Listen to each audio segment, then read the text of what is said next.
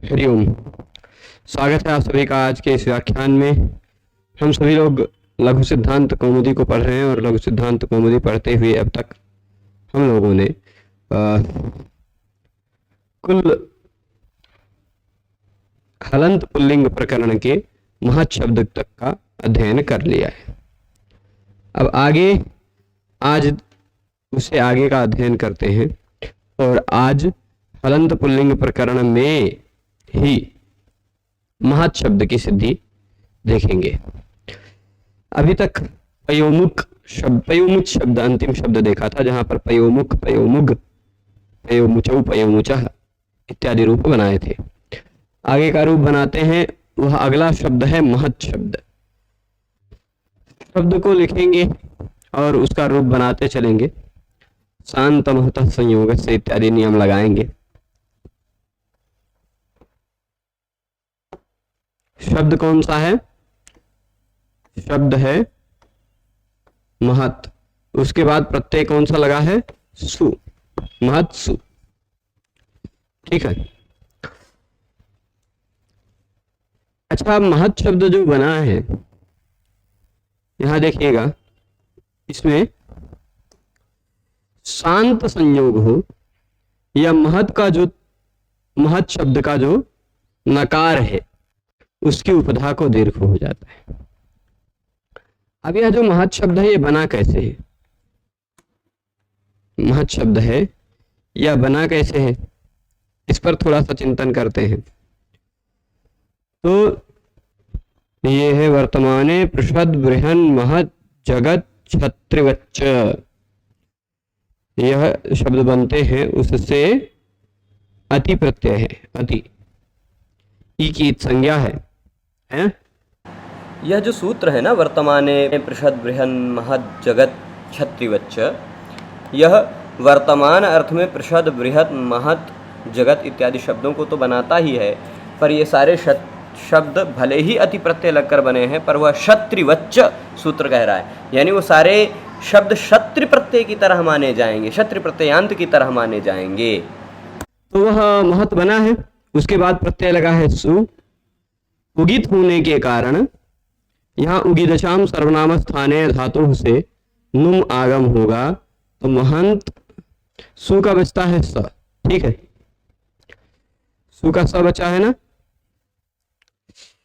और फिर इसके बाद हल यहाँ दीर्घा स्तुति से प्रथम हल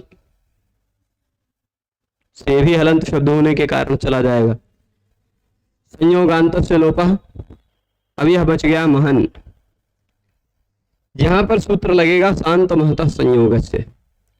यह क्या कहता है? शांत संयोग हो या महत का जो संयोग हो, ये महत का, ठीक, शांत में कोई संयोग हो या महत में जो नकार है, महतः यह नकार है, संयोग होगा, संयोग के बाद संयोगांत से लोपः से नकार बचेगा, तो महत का जो नकार है उस नकार की उपधा को दीर्घ हो जाता है। नकार की उपधा यानी नकार से पहले वाले वर्ण को दीर्घ हो जाया करता है। ठीक है। शांत शब्द जो अभी आएगा, पयस, मनस इत्यादि जो शांत शब्द है स के अंत वाले, वहां पर संयोग में शांत बचेगा। संयोग में क्या बचेगा? अंत में स। पयंस नुमागम होकर पयंस बच जाएगा, पयांसी इत्यादि। तो शांत संयोग होना चाहिए और महत में संयोग ना हो तो भी चलेगा। महत में जो नकार है उसकी उपधा को दीर्घ हो जाता है असंबुद्धि वाले सर्वनाम स्थान प्रत्यय पर रहने पर। संबुद्धि यानी संबोधन का एक वचन वाला प्रत्यय नहीं होना चाहिए, असंबुद्धौ सर्वनाम स्थाने। तो जो सुप्रत्यय लगाया था आपने महत के बाद, वह सुप्रत्यय असंबुद्धि वाला सर्वनाम स्थान प्रत्यय है ना।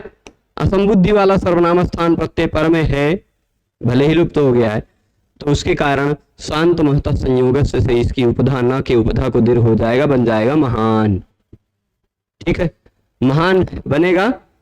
फिर उसी महत् शब्द के बाद औ लगेगा, महत् औ,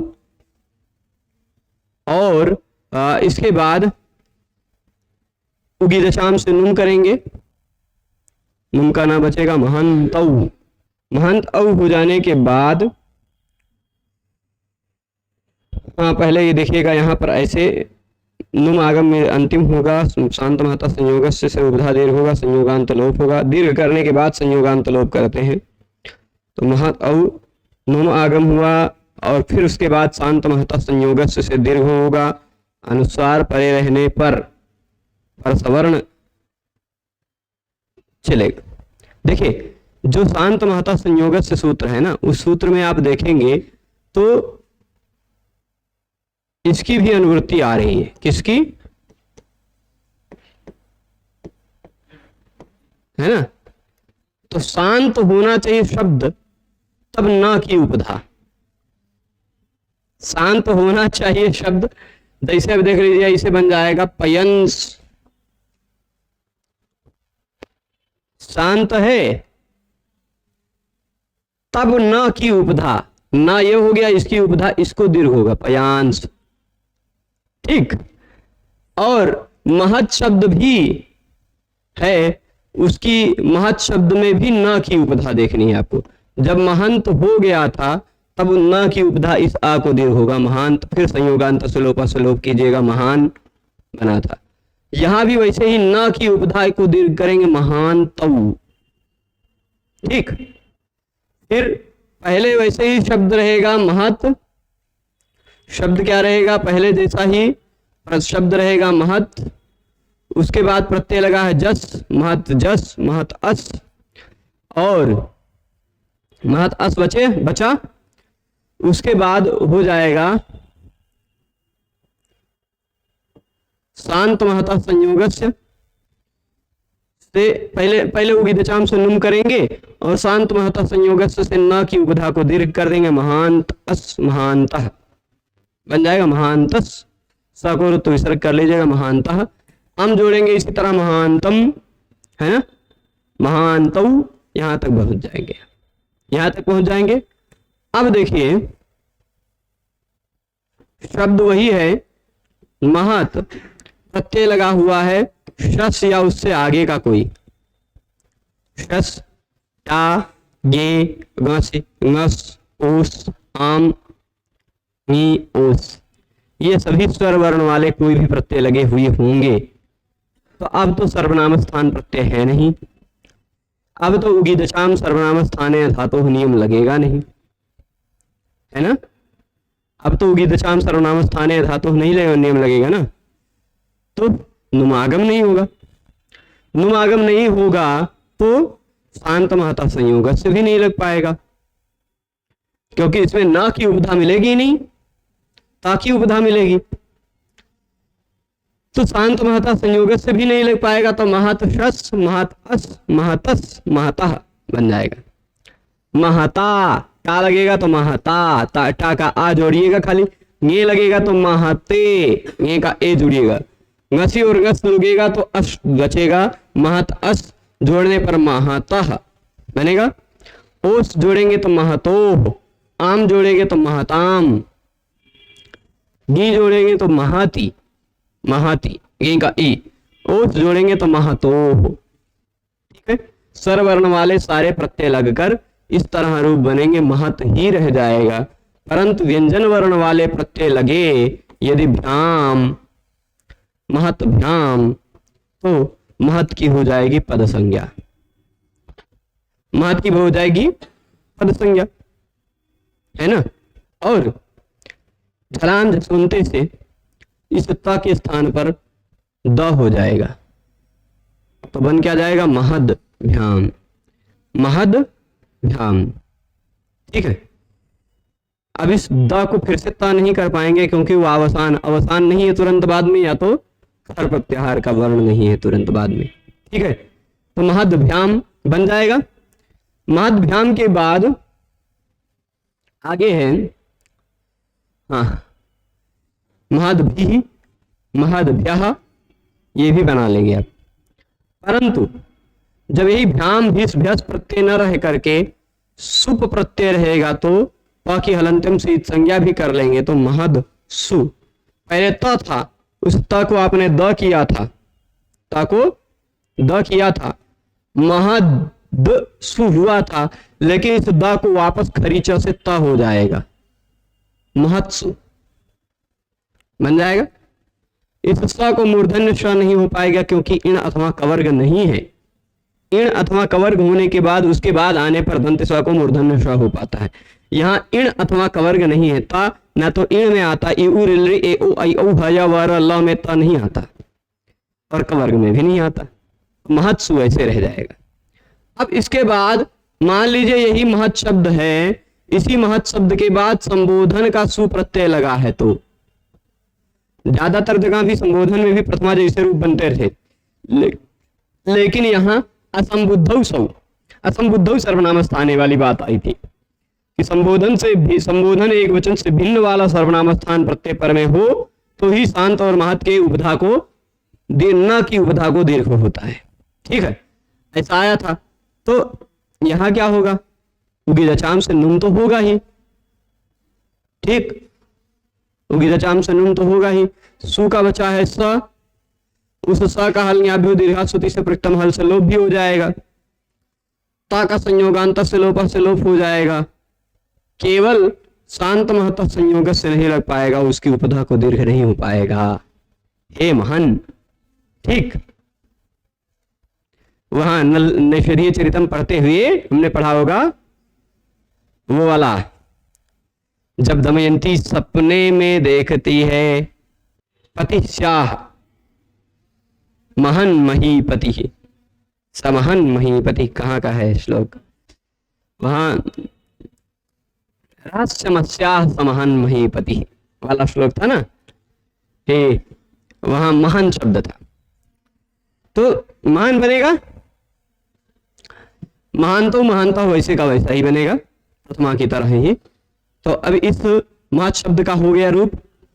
इस सूत्र का एक बार अर्थ फिर से देख लेते हैं कि शांत हो स जिसके अंत में हो, संयोग होना चाहिए, और महत् भी हो, महत् तो तकारांत रहेगा लेकिन उसमें भी न की उपधा को दीर्घ हो जाता है। शांत में आने वाले न की उपधा को दीर्घ हो जाता है और महत् शब्द में आने वाले न की उपधा को दीर्घ हो जाता है। कब? कब? सर्वनाम स्थान प्रत्यय परे रहने पर, संबुद्धि से भिन्न सर्वनाम स्थान प्रत्यय परे रहने पर। ठीक, तो ये संबुद्धि से भिन्न प्रत्यय सर्वनाम स्थान प्रत्यय पर में था, इसलिए हो गया महान, महानतो, महानतः, हे महान, महाभ्याम इत्यादि बना लिया, बाकी सारा पहले जैसा ही बनेगा। ठीक है, अब इसके बाद अगला शब्द है धीमत। ठीक है, महत् शब्द की तरह ही अगला शब्द है धीमत। धी का मतलब क्या होता है? धी का मतलब होता है बुद्धि। ठीक है, उससे प्रत्यय लगेगा मतुप, मादुप, ये क्या कहते हैं, तदस्यास्त्यस्मिन् नीति मतुप, ये तद्धित में आप सूत्र पढ़ेंगे। जैसे बुद्धि से मतुप लगता है तो बुद्धिमत बन जाता है, बुद्धिमान उसका प्रथमा रूप बनता है, वैसे धी से मतुप लगेगा तो धीमत रूप बनेगा, उसका धीमान इत्यादि रूप बनेंगे। धीमत, मतुप में से प की संज्ञा होगी और उ की संज्ञा होगी। उ की संज्ञा है यानी यह उगित है, उगित है। यह धूमित शब्द, धूमत, धूमत नहीं, धीमत, धीमत शब्द क्या है? उगित है। इस उगित धीमत शब्द के बाद प्रत्यय लगा हुआ है सु। ठीक, यहां भी, यहां क्या होगा, जो प्रत्यय आप देखिएगा, जिस प्रत्यय के अंत में आते हो अतु, क्या आता हो? अतु। ठीक है, या आता हो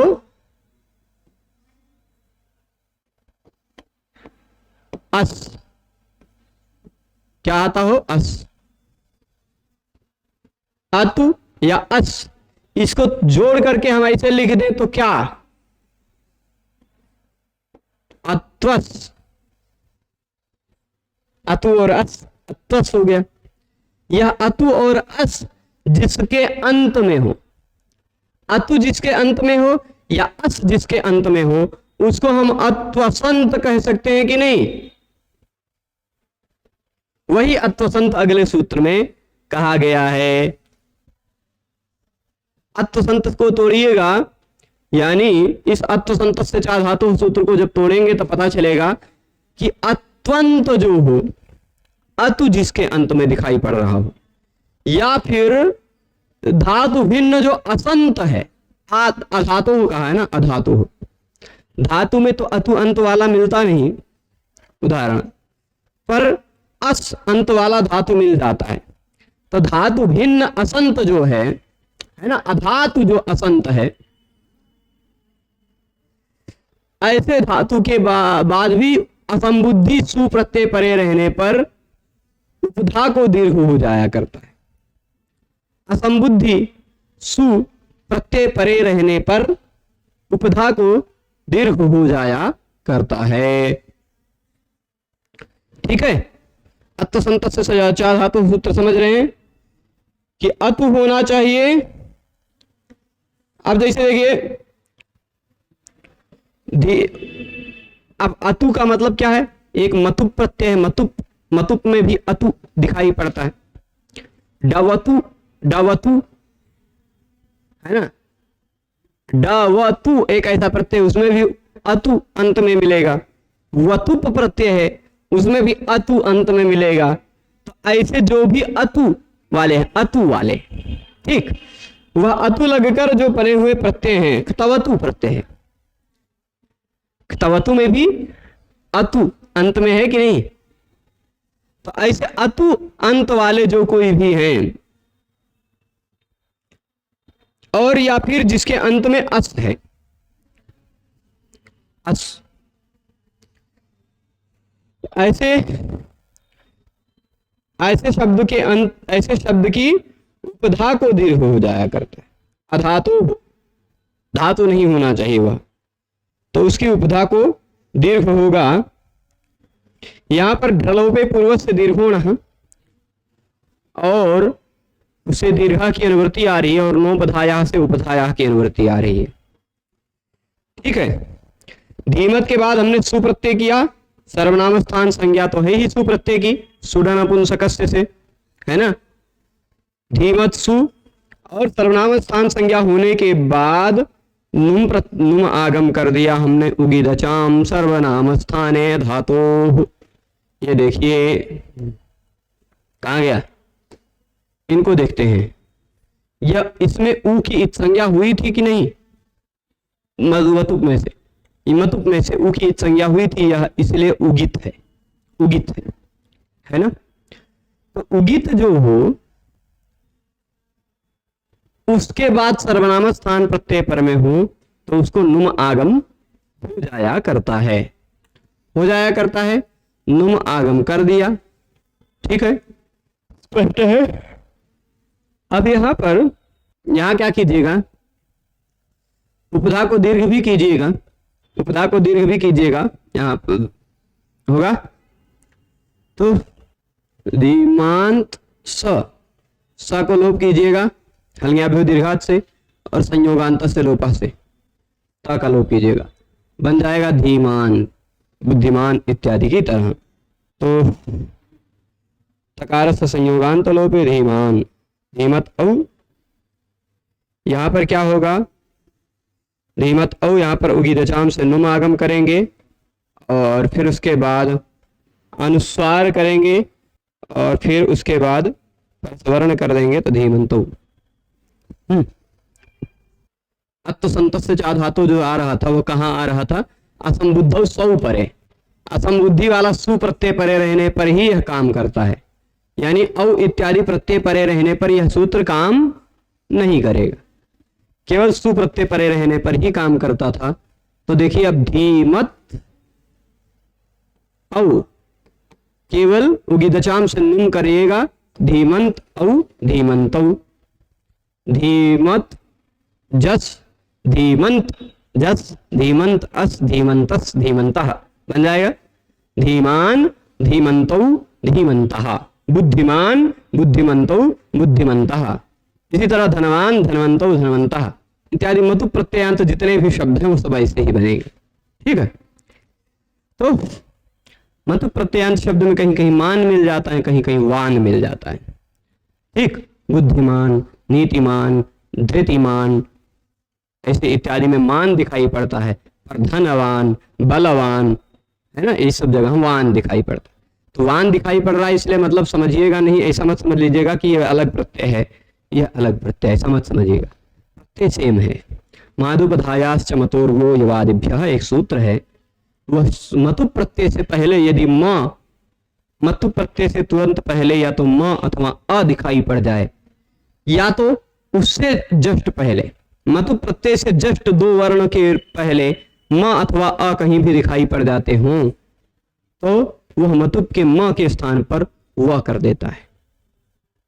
ठीक, यहां ना तो धी शब्द में ना तो म है ना तो अ है, कोई नहीं है, इसलिए बुद्धि शब्द में ना तो म है ना तो अ है, अंतिम 2 वर्णों में, इसलिए मतुप का म वैसे ही रह जाएगा। पर बल, बल में अंतिम अक्षर अ है, धन, धन में अंतिम अक्षर अ है ना। तो ऐसे सब जगहों पर मतुप के म को वह हो जाएगा, बलवान, बुद्धिमान, बलवान, धनवान।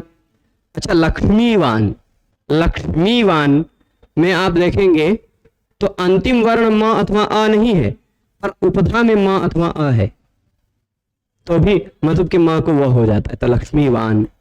ठीक है, अब ये तो धीमंतो बन गया, धीमंता बन गया, हम लोगे जोड़ेंगे तो धीमंतम, आउट जोड़ेंगे धीमंतो। ठीक है, यहां तक पहुंच जाएंगे, परंतु उसके बाद धीमत, शस, शस में से बचेगा, शस ही नहीं, केवल शस नहीं, टा, भ्याम, टा, गे, घसी, घस, ओस, आम, है ना, टा, गे, घसी, घस, ओस, आम, गी, ओस, यहां तक में से कोई भी प्रत्यय लगेगा तो भी ऐसी ही स्थिति रहेगी, केवल प्रत्यय जोड़ देना है। धीमत शस, धीमत अस, धीमतस, धीमतः, धीमता, धीमते, गे जोड़ेंगे तो धीमते, घसी और घस का अस जोड़ेंगे धीमतः, तो धीमतोस, धीमतो, स को रुत्व विसर्ग करिएगा खाली। आम तो धीमताम, काव्य शास्त्र विनोदेन कालो गच्छति धीमताम। तो धीमति, धीमति, है ना, धीमत, धीमति, ओस, धीमत, ओस, धीमतोस, धीमतो। ठीक है, ये पूरा व्यंजन हल वर्ण वाले शब्दों में यदि प्रत्यय स्वरादि हो तो आसानी से बनता है। सर्वनाम स्थान प्रत्ययों में कुछ काम होता है, वो काम को छोड़कर बाकी सारे प्रत्ययों में समान जैसा रूप रहता है। पर इसके सिवाय अगर कोनो प्रत्यय भ्याम ऑब्लिक 3 भ्याम, भ्याम डैश 3 तीनों बार भ्याम प्रत्यय लगा है तो तुम धीमत भ्याम, केवल झलाम जशोंते से इस ता को दा कर दीजिएगा, धीमद भ्याम।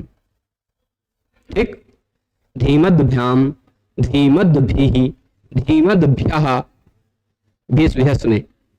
परंतु जब यही प्रत्यय लगा रहेगा सु का सु, तो धीमद सु होगा, पद संज्ञा होने के कारण झलाम जशोंते से ता को दा करेंगे, पर इस दा को वापस खरी च से त हो जाएगा, क्योंकि इससे बाद में आने वाला वर्ण खर प्रत्याहार का वर्ण है। धीमत सु हो जाएगा, धीमत सु। आगे देखिएगा, केवल एक उदाहरण इसका बचता है, धीमत और संबोधन का सु वाला प्रत्यय लगा हुआ हो तो, संबोधन का एक वचन वाला सु हो तो गिदचाम से नुम आगम होगा, है ना, नुम आगम होगा, सु के स का लोप होगा, ता का भी लोप होगा, केवल उपधा को दीर्घ नहीं होगा। क्यों?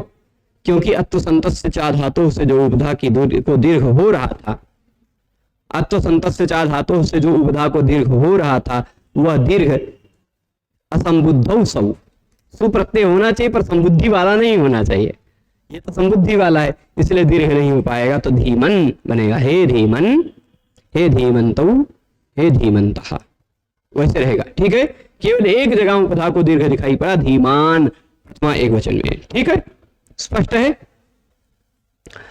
तो अब देखिए, हे धीमन, शशादो महद्वत, शस इत्यादि प्रत्यय परे रहेंगे तो महत की तरह, केवल 5 रूप, धीमान, धीमंतो, धीमंतः, धीमंतम, धीमंतो, यहां तक खाली थोड़ा अलग है महत से, क्योंकि महत में वहां क्या प्रत्यय लग रहा था, शांत महता संयोगस्य, वहां पर क्या होना चाहिए, सर्वनाम स्थान प्रत्यय परे रहने पर हो जाता था, यह केवल सु प्रत्यय परे रहने पर होता है। केवल इतना अंतर आया, बाकी शस प्रत्यय परे रहने, शस से आगे के सारी प्रत्यय परे रहने पर तो महत की तरह ही रहेगा, शशादो महद्वत। ठीक है, इस सूत्र का अर्थ एक बार समझ लेते हैं हल्के से, कि अतु अंत में हो जिसके, उसके उपधा को दीर्घ हो जाया करता है, अथवा धातु भिन्न अस अंत में हो जिसके, उसके बाद असंबुद्धि सु प्रत्यय परे रहने पर दीर्घ होता है। असंबुद्धौ सौ परे, असंबुद्धौ सौ परे, यानी संबोधन से एक वचन, संबोधन के एक वचन सुप्रत्यय से भिन्न कोई सुप्रत्यय पर में हो तो उगित, उगित्वात् नुम, उगित है उ की संज्ञा हुई है मतुत में, तो नुम होगा। धीमान धीमंतो धीमंतः, हे धीमन शशादो महद्वत, ये पूरा समझ गए होंगे, उदाहरण सारे बन गए। भातेर डवतुः, भातेर डवतुः, ये क्या है, यह एक सूत्र है, यह निर्देश कर रहा है भाति एक रूप है। भाति का मतलब, भा धातु की बात चल रही है, भा धातु से स्तिप प्रत्यय लगाएंगे। कौन सा, स्तिप, लसक्व तद्धिते फलंत्यम बन जाएगा भाति। शप प्रत्यय भी करना चाहेंगे तो शप कर लेंगे, लेकिन अदादिगण की धातु है, अधिप्रवृत्तिभ्यः शपा से शप गायब हो जाएगा। ठीक है, तो भाति बन जाएगा। यह जो भाति है, यहां स्तिप प्रत्यय लगा हुआ हो तो वह स्तिप प्रत्यय केवल धातु का निर्देश करता है, इक स्तिपौ धातु निर्देश है। तो भाति का मतलब भा धातु का बात चल रही है। ठीक, भाति का मतलब भा धातु से डवतु प्रत्यय लग जाता है। कौन सा प्रत्यय लगता है, डवतु प्रत्यय लगता है। यह भातेर डवतु सूत्र का तात्पर्य है। कौन सा प्रत्यय लगता है, डवतु। डवतु में उ की उपदेश जनुनासिक इत से इत संज्ञा कर देंगे, ड की छुटू से इत संज्ञा कर देंगे। ठीक, तो बचेगा अवध, डा से डा में आ तो बचा रह जाएगा। अब कहीं भी ड की इत संज्ञा वाला प्रत्यय लगा रहे, धातु की प्रक्रिया में भी इस ड की इत संज्ञा को पकड़िएगा। ड की इत संज्ञा बड़ा खतरनाक है। डवतु में से बचेगा क्या, मैं लिख देता हूं, अवत। यदि कहीं भी ड की इत संज्ञा वाला प्रत्यय लग रहा हो तो वह ड की इत संज्ञा लगने पर, ड की इत संज्ञा होने पर वह ड अपने से पूर्व में आने वाले के टी भाग का लोप कर देगा, टी भाग का लोप कर देगा, चाहे भ संज्ञा हुई हो चाहे भ संज्ञा न हुई हो। इस भा के टी भाग का यानी आ का लोप कर देगा, बच जाएगा भ। ठीक, इसमें जोड़िएगा अवत तो बन जाएगा भवत। यही भवत शब्द है जिसका आप लोग आप अर्थ में प्रयोग करते हैं। कौन से अर्थ में प्रयोग करते हैं, आप। ठीक है, तो भवत शब्द बना कैसे, भातेर डवतु। ये भू धातु का रूप नहीं है, भू धातु का रूप नहीं है। भू से भी डवतु करके वैसे भावतु बना सकते हैं, लेकिन डवतु प्रत्यय भू धातु से करने का कोई सूत्र वह नहीं है। भा धातु से डवतु प्रत्यय करने के लिए सूत्र है भातेर डवतु। भू से भवतेर डवतु तो ऐसा कोई सूत्र है नहीं, भवती को डवतु से करने के लिए, है ना।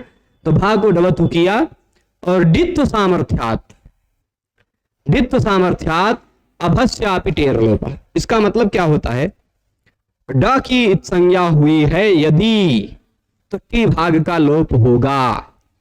किसकी इत संज्ञा हुई हो, ड की इत संज्ञा यदि हुई है तो टी भाग का लोप होगा, चाहे उसकी टी भाग से जिसका है उसकी भ संज्ञा हुई हो चाहे भ संज्ञा ना हुई हो।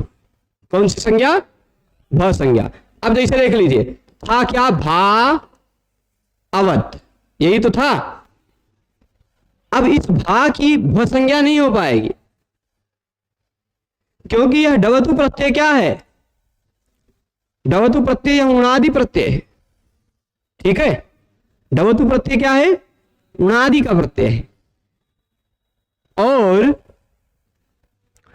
जो भ संज्ञा होती है वह चतुर्थ अध्याय या पंचम अध्याय का कोई प्रत्यय लगा हुआ हो तब होती है। यानी प्रातिपदिक के बाद लगने वाला कोई प्रत्यय लगा हुआ हो तो भ संज्ञा होती है। ये तो धातु के बाद लगा हुआ प्रत्यय है ना, भा धातु के बाद लगा हुआ है प्रत्यय, तो भा की भ संज्ञा नहीं होगी।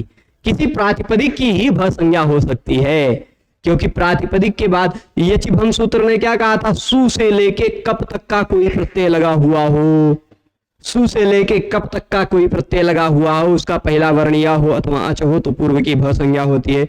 यहाँ सु से लेके कप तक प्रत्यय तक में यह प्रत्यय नहीं आता। कैसे आप कह सकते हो, क्योंकि सु से लेके कप प्रत्यय तक के जितने भी प्रत्यय हैं वह यहाँ प्रातिपदिकात के अधिकार में आते हैं, वह प्रातिपदिक के बाद लगते हैं। ये प्रत्यय धातु के बाद लगा है, यानी वह यह उस अधिकार का नहीं है, वहां का नहीं है, तो इसकी भ संज्ञा नहीं हो पाएगी। ठीक, पर फिर भी डित प्रत्यय क्यों बनाया पाणिनि जी ने? ठीक, डित प्रत्यय क्यों बनाया?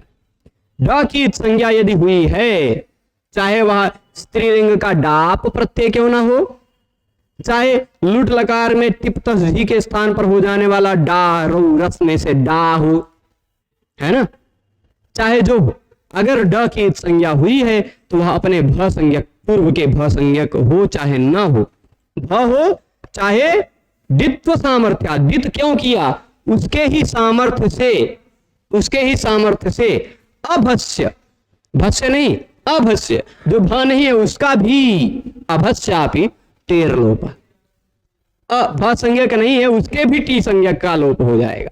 ठीक, कि किस कारण लोप हो जाएगा? डित्व सामर्थ्य से, क्योंकि जो भी पाणिनि जी इत संज्ञक प्रत्यय लगाते हैं ना, इत संज्ञक वर्ण लगाते हैं, उस प्रत्येक इत संज्ञक वर्ण का कोई ना कोई फल होता है। तो अगर किसी भी प्रत्यय में पाणिनि जी ने ड लगा दिया है तो उस ड की इत संज्ञा का फल यही है टी का लोप करना, वो चाहे भ हो चाहे अभ हो, अभस्यापि टेर लोप।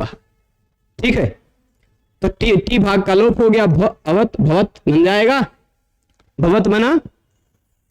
अब इस भवत शब्द का रूप बना लीजिएगा, कैसे बनाएंगे?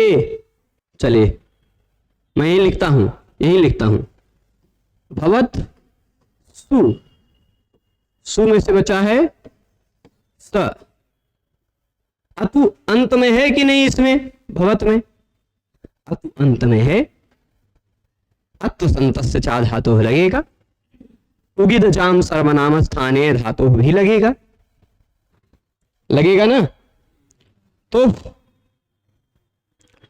यहां क्या होगा, उगिदचाम सर्वनाम स्थाने धातु लगेगा, और फिर उसके बाद अत्व संतस्य चा धातु भी लगेगा, अत्व संतस्य चा धातु लगे, उगिदचाम सर्वनाम स्थाने धातु पहले लगाएंगे, अत्व संतस्य चा धातु बाद में लगाएंगे, उगिदचाम से नुम कर देंगे। ठीक, और अत्व संतस्य चा धातु से उपधा को दीर्घ कर देंगे, भवांत औ भवांत सु, पहले सु है, सु का स गायब, ता को हलन, ता को संयोगांत से लोप करेंगे, बन जाएगा भवान, बना, भवान बन गया। अब यही भवत शब्द के बाद सु यदि संबुद्धि वाला है, पर भवत शब्द जो है ना, संबुद्धि वाला यानी संबोधन के एक वचन वाला, तो क्या होगा? परंतु यहां पर संभवतः इसका संबोधन का रूप नहीं होता, संबोधन भवत भातेर डवतु, इसका संबोधन करते हैं क्या?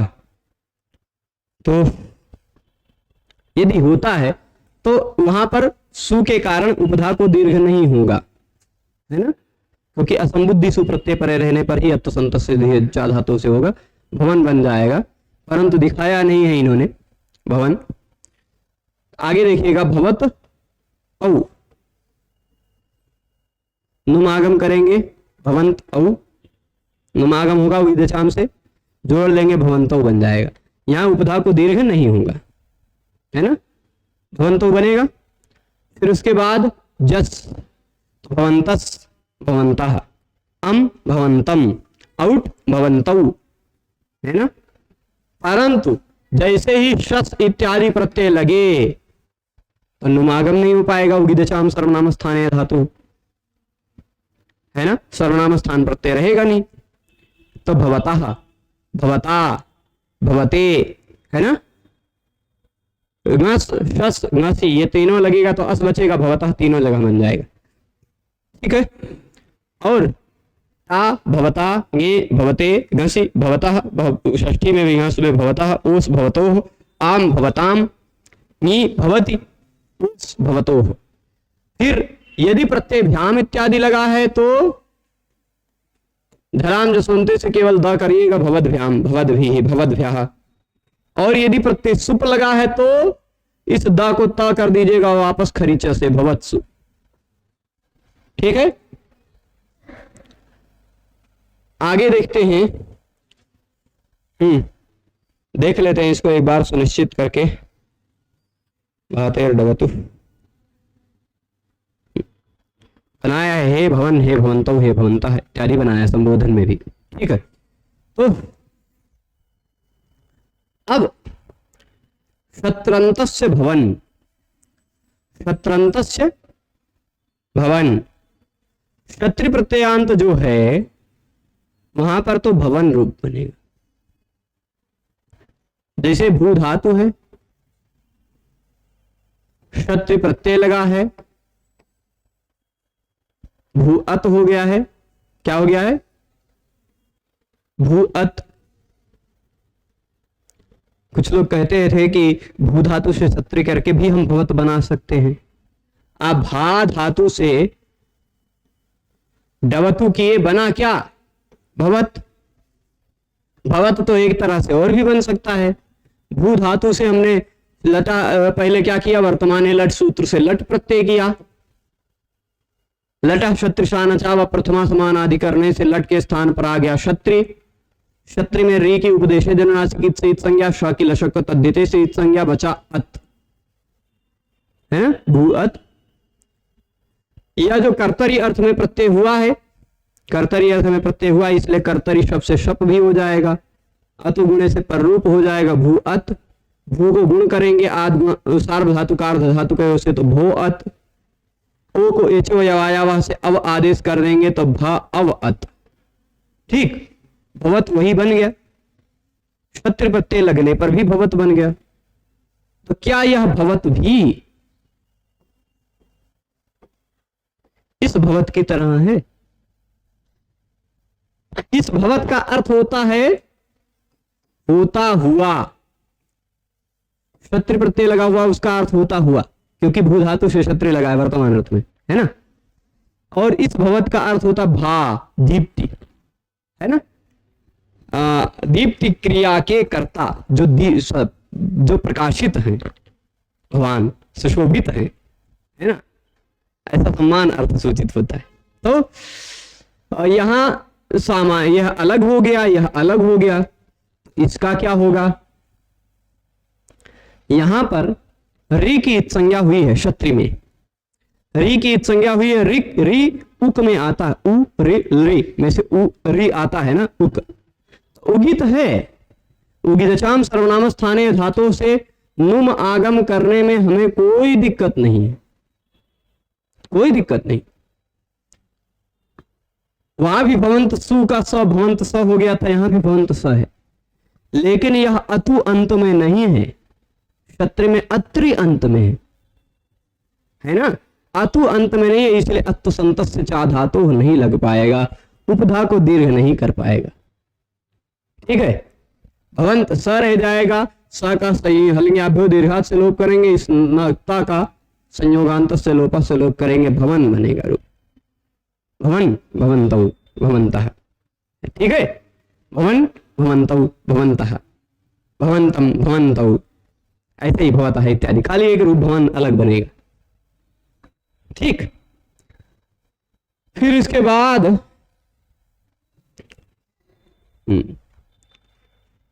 केवल एक रूप भवन अलग बनेगा, बाकी सारा वैसे ही रहेगा। स्पष्ट है यहां पर शत्रंतस्य भवन। आगे देखते हैं इसमें। अच्छा, इसमें अब आगे थोड़ा सा उभे अभ्यस्तम नाभ्यस्ता चतुः और जक्षित्यादय षट। उभे अभ्यस्तम देख लेते हैं और नाभ्यस्तात् चतुः। उभे अभ्यस्तम का तात्पर्य क्या है? उभे यानी दोनों। अच्छा, इस सूत्र में हमने इन दोनों सूत्रों में बहुत सारे विषय, एक तो हम जो सूत्र के अनुसार ही चल रहे हैं, शांत का कोई उदाहरण नहीं देखा इसमें और असंत का कोई उदाहरण इसमें नहीं देखा, है ना। हम इसमें शांत और महत हो तो कहते हैं चल जाएगा, परंतु हमने इस महत का केवल उदाहरण देखा, शांत का कोई उदाहरण नहीं देखा, है ना। और इसमें अत्थ संतस्य चा धातु में अस अंत वाला कोई उदाहरण नहीं देखा, है कि नहीं। अब महत शब्द पर में हो तो उपधा का दीर्घ हो जाता है, या संयोगांत न और स, संयोग में न और स का संयोग हो, ऐसा कोई शब्द हो तो भी उपधा का दीर्घ हो जाया करता है, ठीक है। तो इसमें शांत वाले का एक उदाहरण देख लेते हैं, जैसे है पयस, ठीक, नपुंसक लिंग शब्द है। तो इसके बाद सुप्रत्यय लगने पर सर्वनाम स्थान नहीं रहेगा, औ प्रत्यय भी सर्वनाम स्थान नहीं रहेगा। जस प्रत्यय लगेगा, जस के स्थान पर आ जाएगा शी, जस के स्थान पर क्या आ जाएगा? शी, जस शशो शी, उस शी की सर्वनाम स्थान संज्ञा होगी तो सर्वनाम स्थान संज्ञा होगी। और फिर उसके बाद नपुंसकस्य झलच, इस सूत्र से नुम आगम होगा। झल अंत में हो या अच अंत में हो, उसके बाद सर्वनाम स्थान प्रत्यय पर में हो तो नुम आगम हो जाता है। अब नुम आगम होने पर यह जो पयस था वह पयंस बन जाएगा, शी का ई बचा है। अब यह शांत है, शांत है, संयोग है, इसकी उपधा, इसमें न की उपधा जो है उसको दीर्घ हो जाएगा, पयान सी, ठीक, पयान सी। न को आप क्या करेंगे? न को नशा पदांत से झली से अनुस्वार करेंगे और जोड़ देंगे तो पयांश बन जाएगा, अनुस्वार वाला, ठीक। ये शांत का उदाहरण हुआ। अच्छा, अभी जो आज रूप हम देखे हैं ना, इसमें द्विवचन में जैसे कौन कौन से रूप देखे?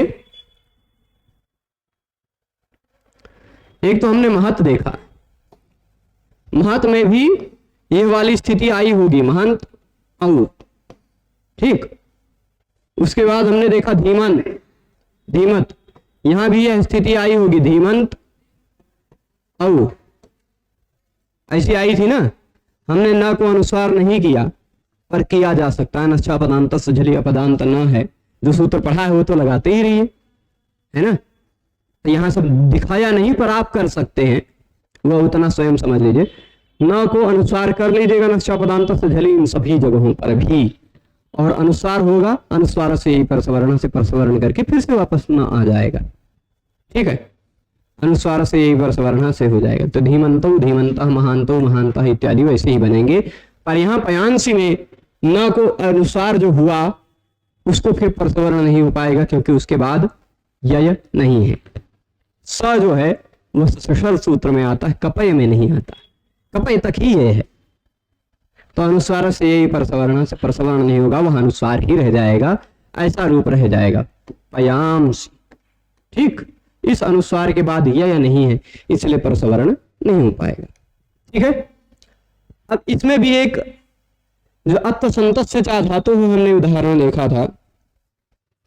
अच्छा, गरीयस इत्यादि भी शब्द है, गत गरीयस, गरीयांस, गरीयान इत्यादि रूप बनता है, गरीयान, गरीयांसौ, है ना। वहां भी अस अंत वाला उदाहरण इसी का था, ठीक है।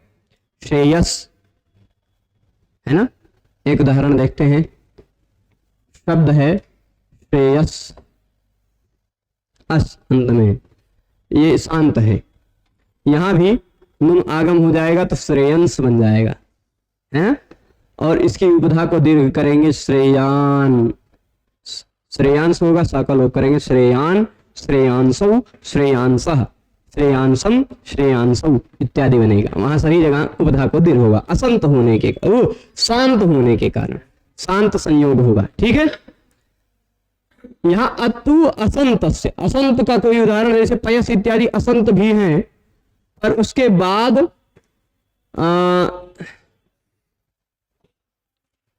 असंबुद्धि सुप्रत्यय का उदाहरण देखते हैं। असंबुद्धि सुप्रत्यय, नपुंसक लिंग में जो सु रहता है, नपुंसक लिंग में तो सु समोर नपुंसकात से गायब हो जाता है, असंत के बाद आएगा तो लुक हुआ है, इसलिए उसको आश्रित मानकर कोई कार्य नहीं हो पाएगा। तो नपुंसक लिंग में अत्वसंत से चा धातु का उदाहरण नहीं मिलेगा, है ना। तो ऐसा कोई उदाहरण देखते हैं अत्वसंत से चा धातु का जो पुल्लिंग इत्यादि में हो। उपधा को दीर्घ करना है। चलिए, यह तो उदाहरण मिलेगा ही, है ना। चंद्रमस अस अंत में है, यह पुल्लिंग है। नपुंसक लिंग होता तो इसके बाद सु प्रत्यय लगा रहता पयस की तरह, सु को समोर नपुंसकात से गायब हो जाता, इसी सा को विसर्ग करना पड़ जाता, तो पयसी पयांसी की तरह हो जाता, वहां पर यह काम दिखाई नहीं पड़ता। और यदि पुल्लिंग है तो इसके बाद सु प्रत्यय बचा हुआ है ना, सु में से स बचा, यह अस अंत में है, अस अंत में, अतु हो अंत में या अस अंत में हो, धातु ना हो, ये धातु तो नहीं है। तो इसके बाद सुप्रत्यय का, सुप्रत्यय जो पर में है वह कैसा है, असंबुद्धि वाला है। तो सु से पूर्व में आने वाले असंत की उपधा को दीर्घ हो जाया करता है। ठीक हो जाएगा। चंद्रमास, सु, स को हल्ङ्याभ्यो से लोप करेंगे, स को रुत्त विसर्ग कर देंगे, बन जाएगा चंद्रमा। ठीक, चंद्रमा। ऐसे ही एक और यशस शब्द है। ठीक, यशस शब्द नपुंसक लिंग में है, पर जिसका यश बहुत महत्व हो उस व्यक्ति को महायशस कहा जाएगा। अब यह महायशस शब्द बहुव्रीहि समास होकर बन गया, तो यह जिसका विशेषण बन गया है उस लिंग में हो जाएगा, तो यह महायशस शब्द पुल्लिंग हो गया। वैसे यशस होता तो नहीं रहता, है ना, पर यह महायशस शब्द बन गया तो पुल्लिंग हो गया। तो यह भी यहां भी चंद्रमस की तरह महायशास होगा, उसको विसर्ग करिएगा महायशाह। ठीक है, महायशाह। तो ये असंत का कुछ उदाहरण हमने देख लिया। देखते हैं, पिंडग्रस्त शब्द एक उदाहरण दिया है। उदाहरण दीर्घादेशानेन सूत्रेण भवति, परंतु मत वत अस धांता धात्वंता संति। ठीक, अस अंत में हो और उसके वो धातु तो नहीं होगा। जैसे उदाहरण क्या देते हैं, उदाहरण देते हैं पिंडग्रस्त। ठीक, पिंड का ग्रास करने वाला व्यक्ति है, किसका, पिंड का ग्रास करने वाला जो व्यक्ति है वह पिंडग्रस्त हो गया है। अब यह अंत में अस तो है पर यह धातु का है, इसलिए यहां इसकी उपधा को दीर्घ नहीं हो पाएगा। सु प्रत्यय लगाएंगे, सु का स बचेगा, उसको भी लोप हो जाएगा, इसी स को रुत्त विसर्ग हो जाएगा, पिंडग्रह रूप बनेगा। ठीक, यहां उपधा को दीर्घ नहीं होगा क्योंकि यह धातु है। ठीक, इसी तरह चर्मवस शब्द का चर्मवह बन जाए, चर्मवह, क्योंकि वस, वस धातु, धातु का स्वरूप है, अस अंत में है। ठीक है, तो अत्वसंत से चा धातु भी आप समझ गए होंगे बढ़िया से। आगे चलते हैं हम उभय अभ्यस्तम सूत्र पर। दो ही सूत्र आज देखा है हमने अभी तक, उभय अभ्यस्तम और जक्षित्यादि, ये नाभ्यस्तात् छतु, ये देख लेते हैं। उभय अभ्यस्तम बहुत सरल सूत्र है। इस प्रकरण को देखिएगा, इस प्रकरण को देखेंगे तो यहाँ 6 एक पर एक सूत्र दिखाई पड़ता होगा आपको। कौन सा, एकाचो द्वे प्रथमस्य, है ना, यहीं से द्वे का प्रकरण शुरू हो रहा है। किसका, द्वे का। एकाच हो तो दो होता है, प्रथम एकाच को द्वित्व होता है, अजादेर द्वितीय से, अजादि धातु हो तो द्वितीय एकाच को द्वित्व होता है, ऐसा सब कुछ है प्रकरण में उसमें। तो इस छठे अध्याय के, ये द्वित्व प्रकरण में बहुत जगह पर है, और छठे अध्याय के द्वित्व प्रकरण में षष्ठ द्वित्व प्रकरण है। षष्ठ द्वित्व प्रकरण है मतलब षष्ठ अध्याय के द्वित्व प्रकरण में, ये रहा छठे अध्याय का, ये भी है।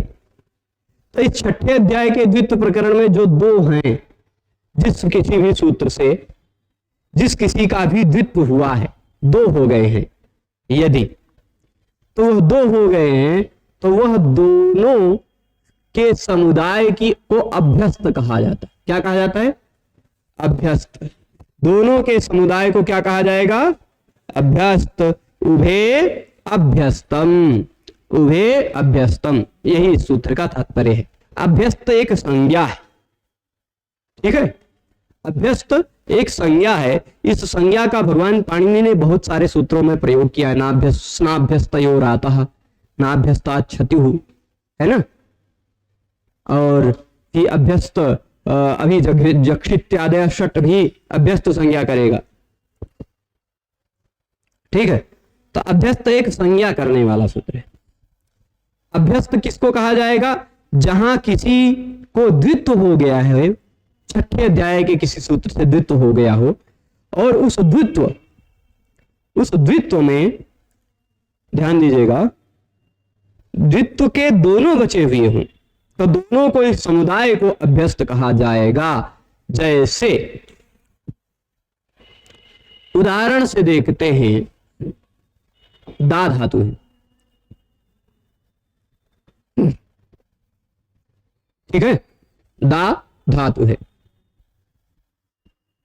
इसके बाद लट लकार में हम ददाती रूप बनाने नहीं जा रहे हैं, लेकिन फिर भी लट लकार लगाने जा रहे हैं।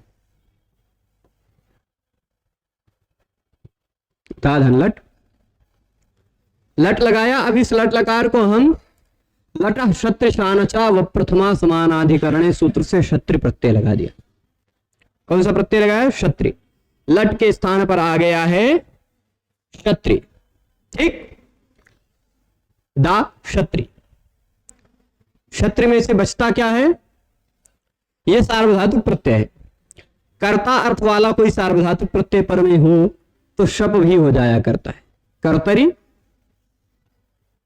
शप से शप होगा। यहां बीच में कौन सा प्रत्यय लगेगा? शप, कर्तरी शप। दा धातु जुहोत्यादि गण की धातु है। ये धातु पाठ जब हम भुआदि अदादि जुहोत्यादि इत्यादि पढ़ेंगे तो वहां जुहोत्यादि गण में दा धातु दिखाई पड़ेगी। जुहोत्यादि गण की धातु है। क्या पहचान है जुहोत्यादि गण की धातुओं का? भी बिभेति, ह्री जिह्रेति, जुहू जुहोति, है ना, धातु डबल हो जाता है। दा ददाति, है ना, ऐसा कुछ हो तो वह समझ लीजिए कि वह जुहोत्यादि गण की धातु है। ये थोड़ा सा हल्का पहचान है। तो जुहोत्यादि गण की धातु है, तो जुहोत्यादिभ्यः श्लुः, इस सूत्र से पूरे शप का श्लू हो जाएगा। क्या हो जाएगा? गायब हो जाएगा। यहां क्या हो गया है? श्लू मतलब नहीं दिखाई पड़ना। इसको क्या कहा जाता है? प्रत्यय से लुक श्लू लुपः, आपने पढ़ा होगा। किसी भी प्रत्यय को गायब करने के लिए भगवान पाणिनि तीन शब्दों का प्रयोग करते हैं। या तो कह देते हैं लुक कर दो, या तो कह देंगे श्लू कर दो, या तो कह देंगे लुप कर दो, किसी प्रत्यय को गायब करने के लिए। तो यहां शप प्रत्यय को गायब करने के लिए उन्होंने श्लू का प्रयोग किया है। किसका? श्लू का, ठीक है। अच्छा, आप कहेंगे लोप कर देते सीधे, श्लू काहे कर रहे हैं, या लुक कर देते, या लुप कर देते, श्लू काहे करें? तो आप छठे अध्याय के पहले पाद में ही देखिएगा, कहीं सूत्र दिखाई पड़ेगा श्लऊ, दिखाई पड़ा? कितने नंबर पे है? 6-1-10, है ना। ये छठे अध्याय का ही द्वितीय प्रकरण है कि नहीं? 6-1-10। वह सूत्र कौन सा है? सूत्रों में लिख देता हूं यहां नीचवा, श्लऊ। कौन सा सूत्र है? श्लऊ। सूत्र, इसमें द्वे की अनुवृत्ति आती होगी। एकाचो द्वे प्रथम से द्वे की अनुवृत्ति आ रही है। तो श्लू यदि पर में हो, श्लू से पूर्व में जो कुछ भी आता हो उसको द्वे हो जाता है, उसको द्वे हो जाया करता है। अच्छा, तो इसके आजादी नहीं है, इसलिए इसके प्रथम एकाच को हम द्वित्व कर देंगे, तो यह द जो था वह दादा बन गया। ठीक बन गया ना, द्वे हो गया। श्लू करने का यही फायदा है। ज्योत्यादि गण में इसी तरह धातुओं को द्वित्व होता है, क्योंकि ज्योत्यादि गण में जब शप प्रत्यय लगता है उस शप प्रत्यय को श्लू कर दिया जाता है। श्लू कर दिया जाता है तो श्लौ सूत्र से द्वित्व हो जाया करता है धातु को। हु जुहोति, भी बिभेति, दा ददाति, ह्री जिह्रेति, भ्री नहीं भ्री बिभर्ति, प्री पिपरति, ऐसे सब बनेगा। ठीक है, बहुत सारे ऐसे धातु हैं जो ज्योत्यादिगण में जहां पर डबल हो जाएगा। इसी तरह देते हो, क्योंकि श्लू हुआ है, तो जहां भी अगर किसी प्रत्यय का श्लू हुआ हो, यानी श्लू कहकर पाणिनि जी ने उसको गायब किया हो, तो श्लू से पहले जो कुछ आता है उसको डबल हो जाता है। ठीक, श्लौ सूत्र से द्वित्व कर दिया, दा दा अत। अब यह छठे अध्याय के द्वित्व प्रकरण से द्वित्व हुआ है कि नहीं, तो इन दोनों को क्या कहा जाएगा, ये दोनों हो गए अभ्यस्त। क्या हो गए, उभे अभ्यस्तम।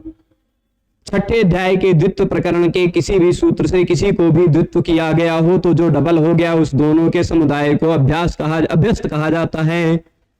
ठीक बा, देखिए षष्ठ अध्याय के द्वित्व प्रकरण में जो दो कहे गए हैं वह दोनों समुदित रूप से अभ्यस्त कहलाते हैं। उभे अभ्यस्तम, इनमें से केवल एक किसी को अभ्यस्त नहीं कह सकते, दोनों को अभ्यस्त कहना है। ठीक है, तो आपको अब तक पता चल गया कि दादाजी जो यहां दिखाई पड़ रहे हैं वह अभ्यस्त है। ठीक, दा ये क्या हो गया, अभ्यस्त। ठीक, अब अभ्यस्तात परस्य चतुर्नुम्न, यहां जो दादा अत जो बचा है, दादा में ये दोनों को तो क्या कहा जाता है, एक बार ये सूत्र को मैं फिर से बता देता हूं। ये इस दादा दोनों को अभ्यस्त कहा जाएगा, पर इस दोनों में से पहले वाले को पूर्वोभ्यासा से अभ्यास कहा जाएगा। क्या कहा जाएगा, अभ्यास। उभय अभ्यस्तम के आसपास ही कहीं पूर्वोभ्यासा सूत्र भी होगा संभवतः, है चौथे नंबर पर है ना, और उससे पहले नंतरा संयोग होगा, चलेगा। तो ये जो दो हुआ है उस दो में से पूर्व वाले को अभ्यास कहा जाता है, और दोनों को क्या कहा जाता है, अभ्यस्त। अभ्यास और अभ्यस्त में अंतर समझिएगा। ठीक, पहले का क्या है, अभ्यास, दोनों का है अभ्यस्त। एक सूत्र है ह्रस्व। ह्रस्व जी का कहते हैं कि अभ्यास में कोई भी दीर्घ स्वर वर्ण दिखाई पड़ता हो तो उसको ह्रस्व कर डालो। क्या कर डालो, अभ्यास को ह्रस्व कर डालो। तो अभ्यास में जो पहले वाले दा जी थे वह ह्रस्व हो जाएंगे, दादा हो जाएंगे। ठीक, दादा ह्रस्व आ हो गया, बड़ा आ जो था वो ह्रस्व हो गया। अभ्यास को ह्रस्व कर दिया जाता है। सारे हम धातु की प्रक्रियाओं को पढ़ेंगे तब जानेंगे और विस्तार से। ठीक, ददा अत हो गया, इतना तक पहुंच गए, ददा अत। यहां भी क्या हो जाएगा, जोड़ने पर दा अत। यहां